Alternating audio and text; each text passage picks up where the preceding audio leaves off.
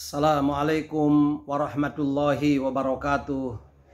Sahabat-sahabat tercinta yang dirahmati Allah, jumpa lagi dalam acara Kulluhum, kuliah 10 menit dari Undang Munawar Official Channel. Mudah-mudahan bermanfaat bagi kita semua.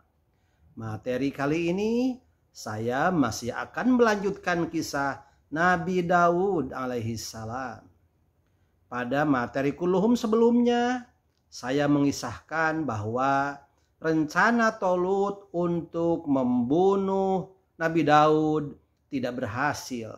Malah Nabi Daudlah yang punya kesempatan yang sangat besar untuk membunuh Tolut pada dua peristiwa ketika Tolut dan pasukannya tertidur pulas. Tetapi Nabi Daud tidak berniat untuk membunuhnya. Tujuannya adalah untuk memberi peringatan kepada Tolut dan pasukannya agar mereka menyadari bahwa tindakan rencana untuk membunuh Daud adalah tindakan dan rencana yang salah. Tindakan Daud itu dimaksudkan sebagai peringatan yang kedua kalinya kepada Tolut. Hal itu menegaskan bahwa pasukan pengawal yang besar yang mengelilinginya tidak akan dapat menyelamatkan nyawanya bila Allah menghendaki untuk merenggutnya. Daud memberi 2 kali peringatan kepada mereka, bukan dengan kata-kata, tetapi dengan perbuatan yang nyata, sehingga mereka merasa ngeri untuk membayangkan jiwa besar yang telah ditunjukkan oleh Daud dalam kedua peristiwa itu.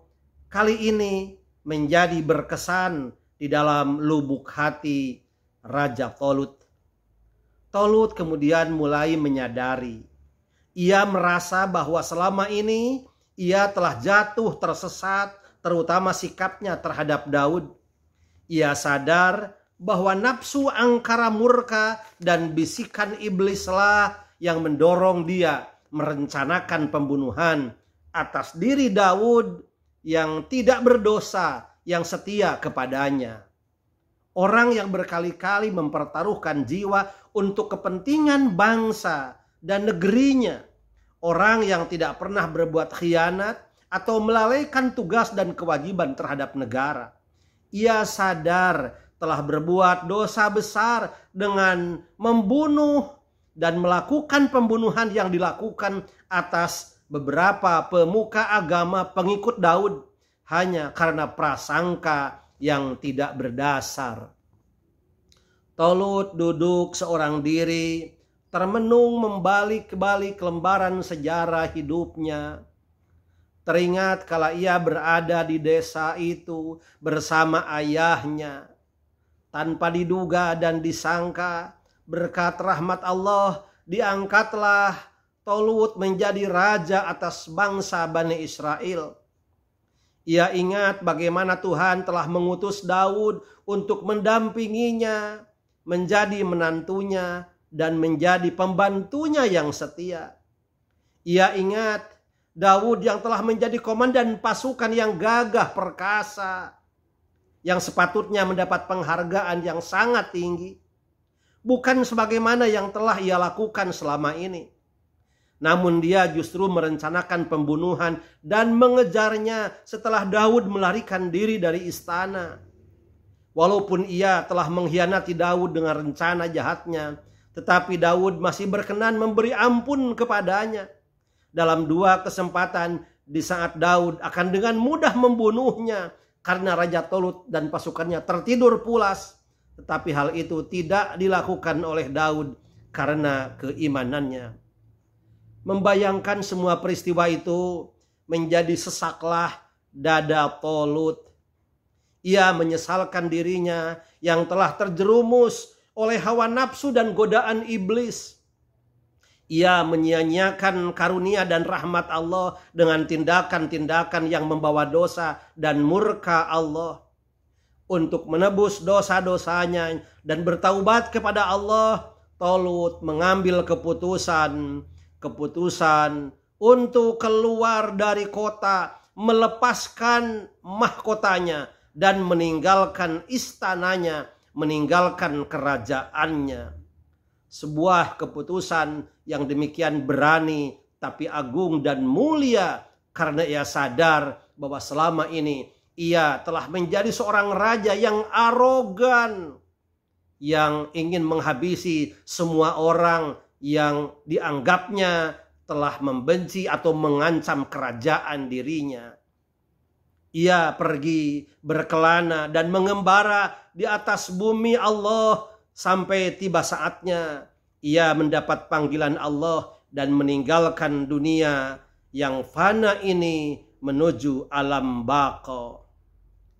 Raja Tolut meninggal dunia dalam sebuah keinsapan, dalam sebuah kesadaran yang selama ini ia adalah rakyat biasa, rakyat kecil yang kemudian atas anugerah Allah ia menjadi raja, tapi kemudian ia menjadi raja yang arogan, menjadi raja yang bengis, menjadi raja yang merasa tersaingi oleh berbagai pihak yang ada di sisinya, yang ada di sekelilingnya, termasuk menantunya sendiri, Nabi Daud. Tapi ia kemudian insaf dan sadar atas kekeliruannya selama ini. Kerajaan Bani Israel telah ditinggalkan oleh Tolut. Tolut menghadap Allah Subhanahu wa ta'ala. Maka setelah itu beramai-ramailah rakyat mengangkat dan menobatkan Daud sebagai raja yang berkuasa. Daud yang sudah memiliki jasa besar dalam kerajaan Tolut itu terus menghadapi berbagai hal dalam hidupnya. Tapi kemudian ketika mulai tersingkir, dan ternyata setelah tersingkir, Allah Subhanahu wa ta'ala membuat Nabi Daud semakin kuat. Dan ketika Tolut pada akhirnya meninggal dunia, masyarakat benar-benar mengeluh-elukan Daud sebagai pemimpin kaum Bani Israel yang menggantikan Raja Tolut. Mudah-mudahan ini menjadi gambaran bagi kita semua bahwa memang rakyat biasa, rakyat kecil bisa saja oleh Allah Subhanahu wa ta'ala dianugerahi jabatan yang tinggi, bahkan kemudian menjadi raja. Dan setelah menjadi raja bisa saja ia seperti kacang lupa kulitnya, ia arogan, ia bengis, ia serakah.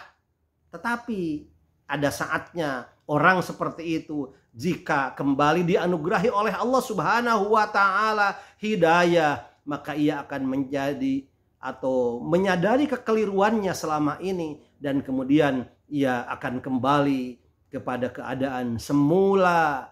Ia menjadi rakyat biasa yang harus taat hanya semata-mata kepada Allah Subhanahu wa ta'ala. Daudlah yang kemudian sekarang menjadi raja. Demikian, mudah-mudahan bermanfaat. Wallahul muwaffiq ila aqwamit thoriq. Wassalamualaikum warahmatullahi wabarakatuh.